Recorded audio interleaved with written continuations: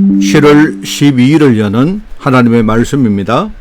오늘 본문 말씀은 창세기 2장입니다. 창세기 2장 18절 19절입니다. 제가 진 성경으로 구약 성경 3쪽에 말씀이 나옵니다. 창세기 2장 18절 19절 2절 말씀을 제가 봉독을 합니다. 여호와 하나님이 이르시되 사람이 혼자 사는 것이 좋지 아니하니 내가 그를 위하여 돕는 배필을 지으리라 하시니라. 여호와 하나님이 흙으로 각종 들짐승과 공중의 각종 새를 지으시고 아담이 무엇이라고 부르나 보시려고 그것들을 그에게로 이끌어 가시니 아담이 각 생물을 부르는 것이 곧 그 이름이 되었더라. 아멘. 오늘 제목은 망대, 여정, 이정표, 우리 삶의 망대에서 해야 될 여러 가지 일들을 여기에 담아놨습니다. 오늘 서론을 한번 읽어보겠습니다. 많은 사람들이 심지어 우리 신앙생활을 하면서 기도하는 사람까지도 원래 하나님의 계획을 잘 모르다 보니까, 그죠? 그러니까 이렇게 살아가다가 여러 가지 어려움이 오고 문제가 오면 자기 나름대로 생각을 해버립니다. 뭔가 나는 더 이상 가망이 없구나, 내가 이제는 더 이상 끝났구나, 이렇게 생각하는 경우가 참 많죠. 그런데 물론 그런 어떤 여러 가지 현실 속에 일어나는 많은 일들을 우리가 여러 가지 느낌들이 다 있겠습니다만은, 그런데 인간에게는 가장 본능적인 부분이 원래 하나님이 처음부터 인간을 만드실 때에 그 창조 질서 속에서 만들어 놓은 중요한 하나님의 계획이 있습니다. 이걸 우리가 알고 그것을 중심으로 우리가 생각을 하고 또 어려움이 올 때마다 그걸 중심으로 우리가 대처를 하는 것이 그게 가장 올바른 길이고 합당하며, 그리고 뭡니까? 그렇게 되어야 정상적으로 이런 문제들을 우리가 해결할 수가 있다는 것입니다. 이게 중요합니다.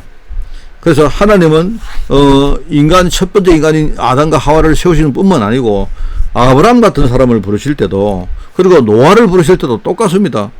처음부터 하나님의 중요한 계획을 말씀해 주시고 거기에 합당하도록 뭡니까? 살아가게, 그 삶에 이제 쉽게 말하면 삶에 많은 망대를 세우는 그 역할을 하라는 그 사명을 주신 것입니다. 이걸 깨달은 사람들이 이제 예컨대 아담도 그렇고 아브라함도 그렇고 노아도 그렇고 비슷한 사람들입니다.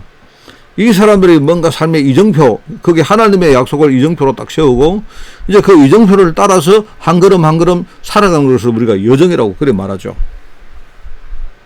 그래서 예수님께서도 나중에 공생의 사역 때 자기 따르는 제자들에게 이 이야기를 계속합니다. 특별히 부활하신 이후에 제자들에게 하신 말씀은 아주 분명하고 뭡니까? 아주 명확한 말씀을 이제 하셨죠. 그래서 우리 삶에 정말로 망대를 세워라. 그리고 하나님이 원하시는 그 이정표를 따라서 우리가 그 여정을 착실하게 우리가 살아가는데, 근데 우리 힘 가지고는 안 되기 때문에 이 여정을 살아갈 때에 정말로 성령의 도우심을 얻으라 하는 그 말입니다. 이게 참 중요한 말입니다. 그죠? 그래서 우리가 이런 일을 우리가 제대로 알고 있기 때문에 우리는요 신앙생활을 하는 것이고, 이것을 우리가 알고 있기 때문에 정말 주일날 우리가 교회에 와서 우리가 예배를 드리면서 우리 소위 주일 성수라는 말로 뭡니까? 우리가 하나님 앞에 우리가 서는 것이죠. 그러면 그때 주시는 그 힘을 가지고 우리가 은혜를 가지고 뭡니까? 현장으로 돌아가서, 그죠? 우리 현장을 살리는 그 일을 우리는 계속하는 것입니다. 언제까지 해야 됩니까? 우리가 인생 다 아는 그날까지 해야 되고요. 우리가 이 땅에서는 반드시 해야 될 일입니다. 그리고 만약에 그 전에 내 인생이 여기서 다 끝나기 전에 주님이 재림에 오시면요, 그 재림에 오시는 그날까지 우리가 해야 될 중요한 사명이다 하는 그것입니다.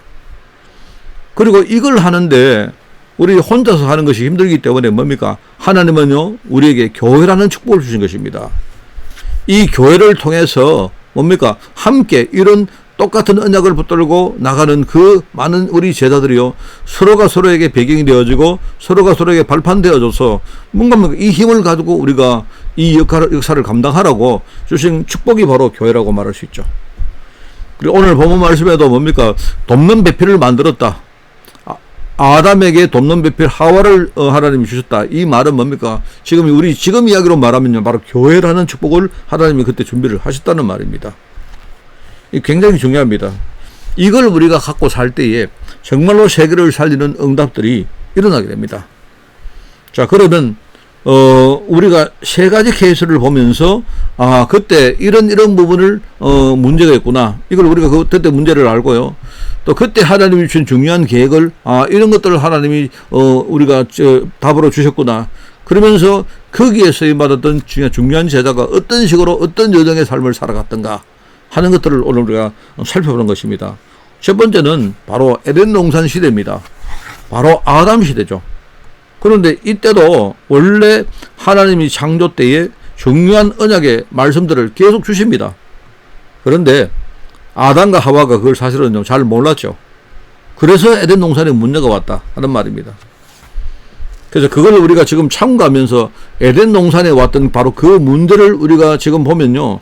그 문제가 지금 우리가 사는 세상에도 그대로 존재하기 때문에 우리가 정말 그들은 분명히 그때 실패했지만 근데 우리가 그걸 참고해서 지금 뭡니까? 이 시대에 우리가 해야 될 중요한 망대가 무엇이고 우리가 뭡니까?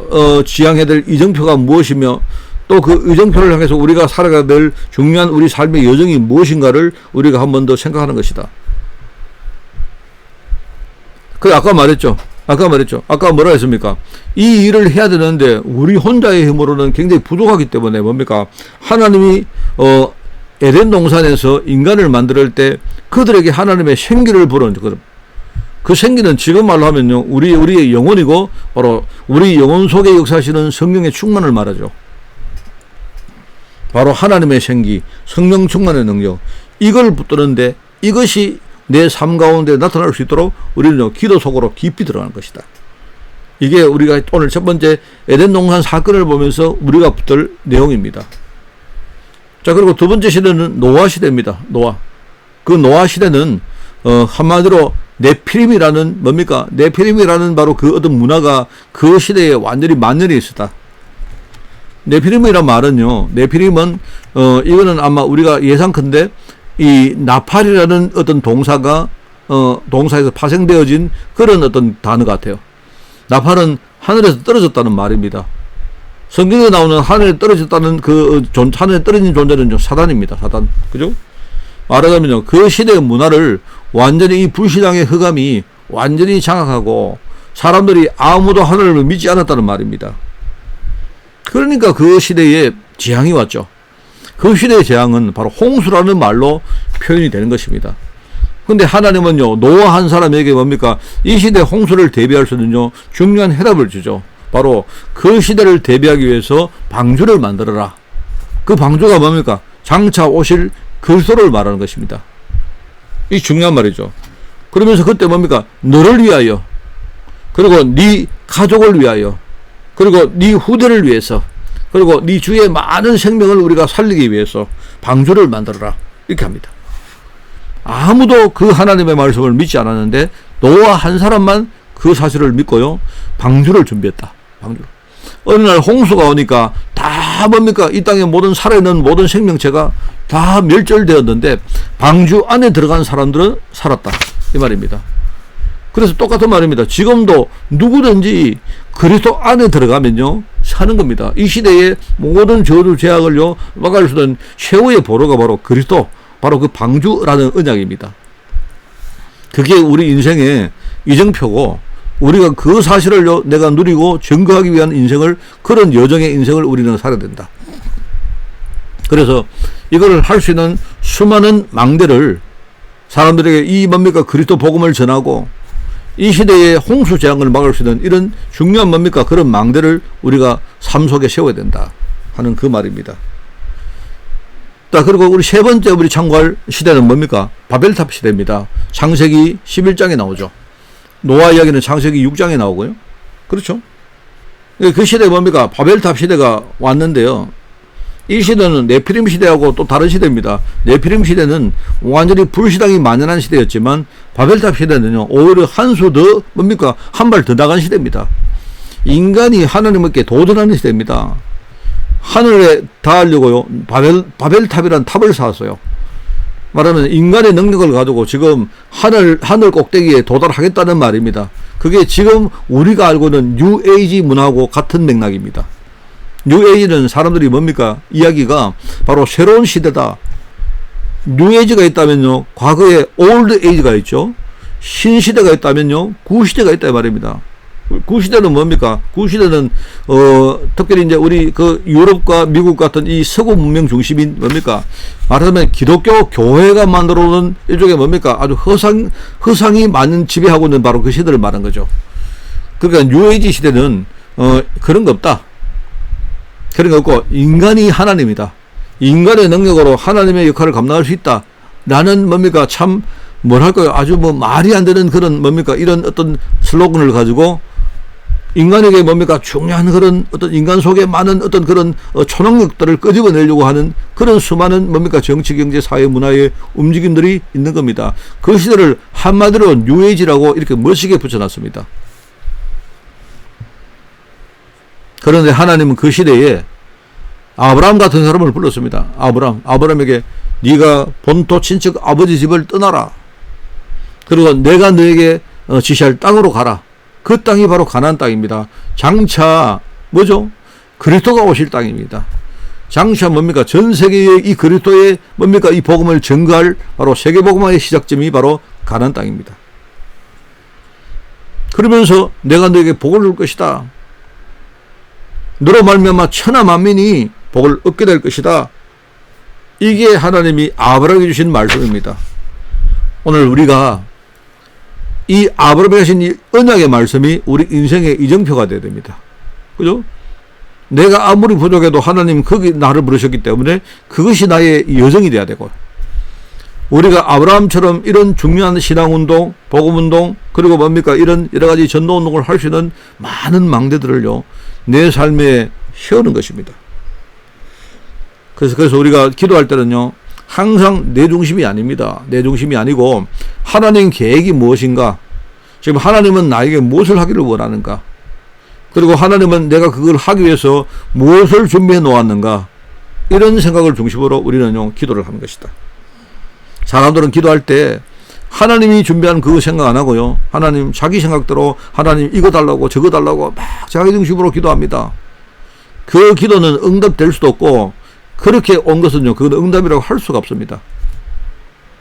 우리는 여기에 부름받은 하나님의 제자다, 이걸 아시고 여러분 삶에 수많은 이런 망대를 세우는 그런 축복의 하루가 되기를 예수님 이름으로 축원을 드립니다. 하나님 아버지 감사드립니다.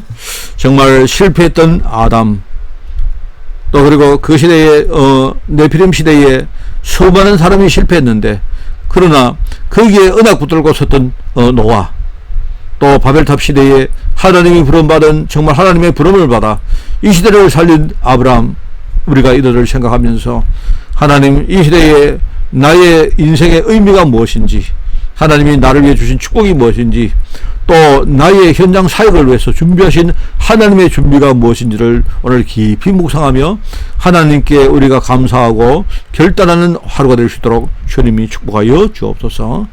감사를 드립니다. 예수님의 이름으로 기도드리옵나이다. 아멘.